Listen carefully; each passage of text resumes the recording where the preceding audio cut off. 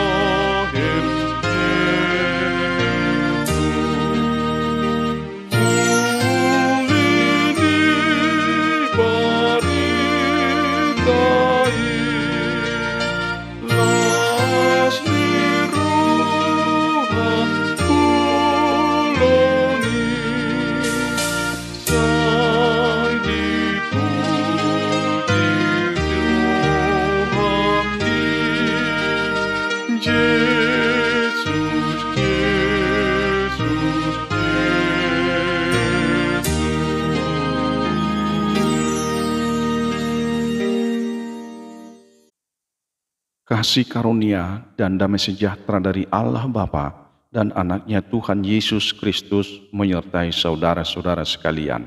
Amin.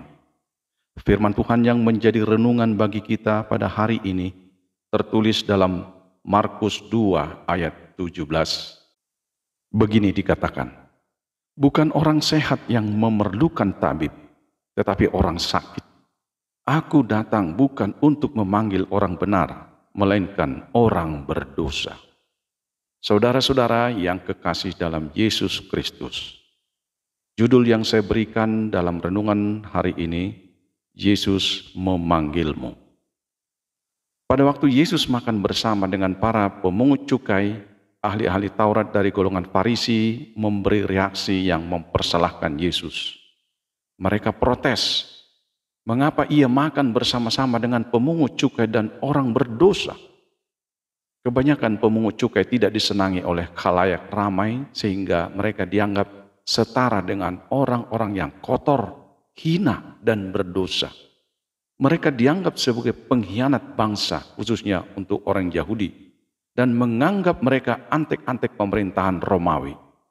Mereka diibaratkan lintah darat yang menghisap darah bangsanya sendiri dan memihak pemerintahan Romawi. Mereka dibenci dan dikucilkan orang-orang sebangsanya. Dengan demikian, pokok permasalahan yang dikemukakan di sini ialah keberatan para ahli Taurat dan orang-orang Farisi terhadap Yesus yang memperlakukan para pemungut cukai istimewa. Sudah keterlaluan Yesus mempertontonkan keakrabannya dengan kelas murahan masyarakat menurut mereka. Menganggap rendah, menghindari mereka, sampai menyingkirkan mereka mestinya dilakukan Yesus. Itulah harapan mereka. Ternyata Yesus tidak menuruti keinginan mereka. Bahkan Yesus mengubah tradisi agama dan budaya yang merendahkan martabat manusia diubah. Yesus melakukan pembaruan. Yesus datang menjungkir balikkan tatanan yang membelenggu martabat manusia. Melalui pemanggilan Lewi adalah contoh pembaruan itu. Lewi dipanggil menjadi murid, maka perubahan kehidupan baru adalah gerakan yang sedang dilakukan Yesus. Mungkinkah saat ini ada begitu banyak anggapan, persepsi atau tradisi yang membuat manusia terjebak dalam keterbelengguan dalam kenistaan? Saya mempunyai keyakinan bahwa keadaan itu masih banyak berlaku dalam kehidupan kita. Untuk itu Yesus datang dalam rangka itu. Yesus memulainya dengan memanggil Lewi menjadi murid. Firman-Nya berkumandang dengan mengatakan, "Aku datang bukan untuk memanggil orang benar, melainkan orang berdosa." Di dalam firman-Nya tersirat ada langkah pasti menerobos kebuntuan. Yesus datang dengan langkah yang tegas untuk perbaikan. Lewi mengalami perubahan. Biasanya ia yang berkutat dengan pekerjaannya sebagai pemungut cukai. Hari itu ia berbeda dengan biasanya setelah berjumpa dengan Yesus. Setelah percaya kepada Yesus, ia dipakai menjadi luar biasa. Seperti pemanggilan Lewi, itulah pemanggilan setiap orang oleh Yesus. Dengan menggunakan kata tabib, orang sakit, orang berdosa, Yesus menyatakan tindakan pemanggilannya. Kita mungkin punya masa lalu buruk yang membuat kita merasa tidak layak untuk mengikut Yesus. Tetapi firman Tuhan hari ini mengingatkan, seburuk apapun masa lalu kita, sehina apapun orang-orang lain memandang kita, ketika Tuhan memanggil kita menjadi pengikutnya, percayalah bahwa Ia menerima dan memulihkan kita. Tuhan dapat menjumpai kita pada saat-saat yang tidak pernah kita bayangkan sebelumnya. Dia dapat memakai orang, keadaan, atau peristiwa tak terduga untuk menjumpai kita. Tuhan selalu turut berkarya di balik semua kisah hidup, peristiwa hidup, dan perjumpaan dengan sesama, untuk pada akhirnya mendatangkan kebaikan bagi kita. Tidak ada yang kebetulan dari setiap perjumpaan kita, dan Tuhan dapat menggunakannya untuk mengubah jalan hidup kita. Kalau perlu, saat itu juga. Untuk itu Yesus datang mengubah dirimu untuk pekerjaan yang lebih dahsyat, bahkan dengan penderitaan, pergumulan, kesenangan, dan keberuntunganmu.